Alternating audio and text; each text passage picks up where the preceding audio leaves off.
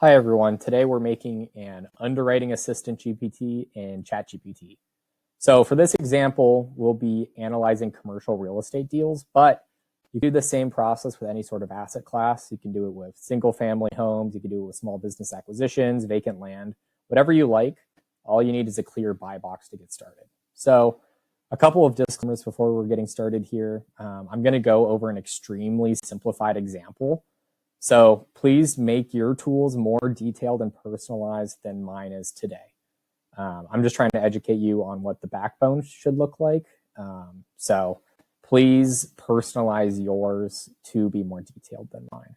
Additionally, please make sure you're being compliant through this whole process.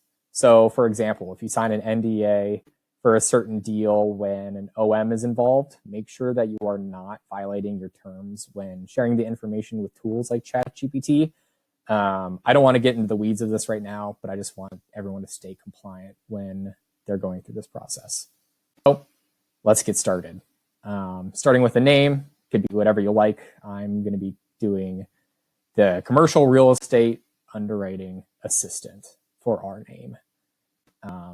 A quick description is fine. Just this is for your own knowledge.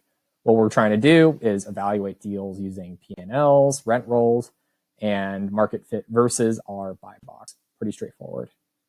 Now, here's some detailed instructions for what we would like to do throughout this process. So starting up at the top, we want a very just general role for the GPT. So you are a professional commercial real estate deal analyzer tasked with quickly evaluating investment opportunities using minimal manual inputs and independent market research.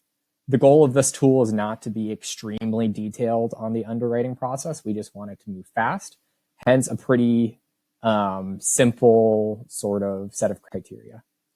Then we'll have some inputs. These are the ones that we'll be putting in. So that includes property basics, asset type, market, so where this deal is taking place, certain size of the deal, asking price, key financial metrics, in place cap rate, so on and so forth.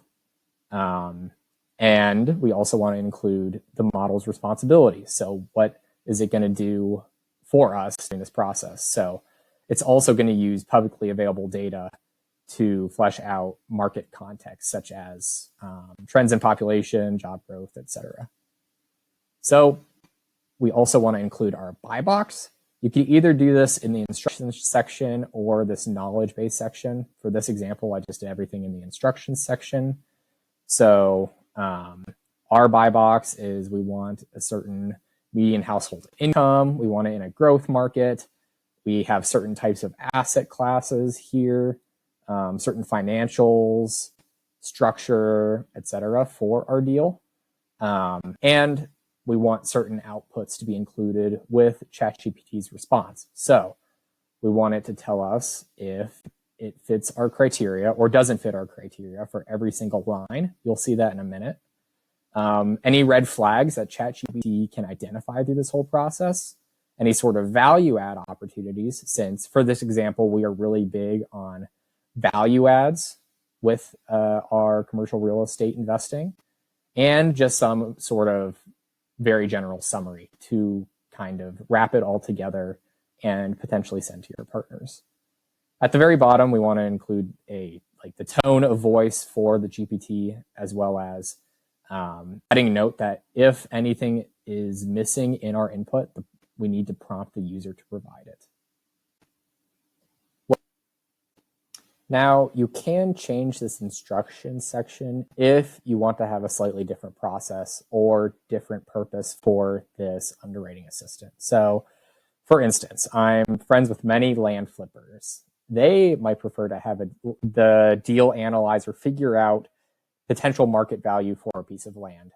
In that case, I would keep a similar layout in the instruction section, but instead say that you are tasked to determine the market value for a piece of land and how much we would be able to afford to pay for the land. Then you would also want to make sure that you either have a deal calculator or written SOP on how to go about that process for the ChatGPT to refer to. But quickly coming back to our example, here is the conversation starter section. If we press this conversation starter over here, what the GPT will prompt us to do is add the inputs from the instruction section. So very straightforward. Don't think about this too hard. Just make sure you have some sort of general prompt here to help you get started. Now, this knowledge section is very important for us. So I'm not going to add any knowledge here for this example, but I'd highly recommend you do so. So some things I might add is a deal calculator spreadsheet if you previously had one made, a buy box sheet if you have a complicated buy box for some reason, maybe a target locations list, maybe an example deal walkthrough, maybe an underwriting SOP, or even any sort of relevant info you might have on yourself and your company. Add as much info as you can because AI loves context. So the more context you add, the better the response will be. For our specific example today, I'm going to be using GPT 4o. It's currently July of 2025, so obviously ChatGPT will be coming out with new models in the future. For our purposes, I've known GPT 4o to work really well as of today. And additionally, you have some different capabilities right here that you could toggle on and off. I'd leave all of them on, especially this web search, canvas, and code interpreter section. So especially since you want to be referring to the internet when making certain decisions, as well as potentially using deal calculators to calculate certain buy criteria for you, I would keep all of these on. The one that you might want to turn off is this image generation. I don't think it really matters. Additionally, I'm not going to go too in-depth about this actions section since I plan to make another video on this in the future. But in summary, what this does is allows the GPT to interact with external applications and services through APIs. So for now, do your own research to ask ChatGPT whether it would be helpful for you to do anything in this section. But for now, let's just say this is all right for us. Let's do an example. All right, so now we publish the GPT, and this is what it looks like. To get started, all you have to do is press this button, or you could just start manually adding the inputs in here. But just for kicks and giggles, let's press the button. I have inputs for this new deal. Please analyze for me. This is what ChatGPT tells us, which is excellent. It's asking us for all of this information here. So essentially, it has our buy box. It's going to refer back to it when comparing our inputs to these sections. So for the sake of this deal, let's say make up an example for us. Then give us the appropriate outputs.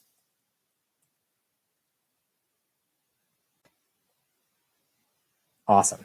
So for this example deal, it's an industrial deal in Phoenix, Arizona. It gave us a fake size, a fake asking price, NOI, cap rate, so on and so forth. This is how the general output looks. So it goes through our buy box. It met our growth market criteria. It met our median household income criteria, landlord-friendly criteria, so on and so forth. So, wow, this deal looks amazing. It looks like it's right up our alley. It fits everything in our buy box. However, let's see what the red flag section says. So, obviously, it had detected that minor roof repairs were needed, though the cost is contained in the price. Additionally, the rents are slightly below market based on its research. However, this deal presents some value add opportunities, we can see right here, as well as the GPT spits out an executive summary for us. So this is an 85,000 square foot industrial asset in Phoenix's high demand Deer Valley submarket. Talks about in-place cap, NOI, located near certain certain infrastructure like highways. This is the lease rate, so on and so forth. So this is a great summary to share with your partners, share with whoever. I'm also going to ask for another example here, one that doesn't fit our buy box.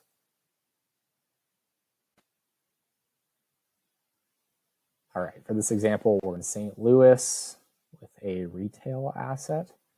So as you can see here, does not fit our growth market criteria, nor our median household income criteria, cap rate criteria, NOI, things like that. So obviously way more red flags with this deal, with some good value add opportunities, but the executive summary probably says something more along the lines of maybe let's pass up this deal, right? So that's the types of things you want to get from the executive summary. And yeah, that's pretty much it for this example. Next steps for us would certainly be diving into more detail on underwriting, especially to take a closer look for yourself. So do not solely rely on AI to do all of the dirty work for you, but it is an incredible tool to quickly screen deals for you, especially when it takes a lot of your time. And that wraps up the examples in this video. So as always, feel free to comment on this video or reach out to me if you need any help getting started with these things.